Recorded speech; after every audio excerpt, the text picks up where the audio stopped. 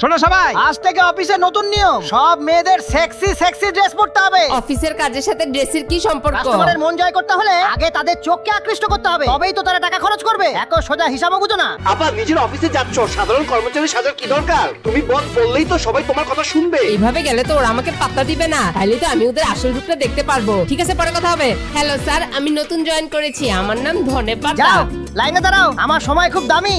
আধা মিনিটের মধ্যেই ড্রেস পরে ফেলো, তাহলেই প্রমোশন আর বেতন বাড়বে, না হলে সবাইকে বের করে দেবো। বস আমি পারবো। এই তো বুদ্ধি আছে তোমার জন্য, grade 2 sales promotion. Thank you boss. আমার মা অসুস্থ, আমার এই চাকরিটা খুব দরকার। বস আমিও পারবো, আমিও পারবো, আমিও পারবো। হ্যাঁ, তোমাদের সবার বেতন বাড়বে। তোমরা দুজন কোম্পানিতে থাকতে চাও না, তাই তো? ঠিক আছে, নিজেদের জিনিসপত্র গোছাও আর এক্ষুনি বের হয়ে যাও। কাজ দিয়ে কোম্পানির উন্নতি হয়, পোশাক দিয়ে না। আর যদি আমাদের জোর করে চাকরি থেকে বের করেন, তাহলে আমরা লেবার কোর্টে আপনার নামে মামলা করব। ঠিক আছে, তোদের আরেকটা সুযোগ দিলাম। আমাদের শপিং মলের জন্য একটা সেলস প্ল্যান বানাও, যারটা ভালো হবে সে থাকবে আর বাকিদের বের ঠিক করে আছে, দেবো। ডিল। চরিত্রহীন ম্যানেজারের চক্রান্ত ফাঁস হলো যখন সাধারণ কর্মচারী ধনেপাতা তার আসল পরিচয় দিল। যোগ্যতার পুরস্কার হিসেবে তার সিনিয়র সহকর্মী পেলেন নতুন দায়িত্ব। এরপর কি হলো জানতে চাইলে কমেন্টে পার্ট 2 লিখুন।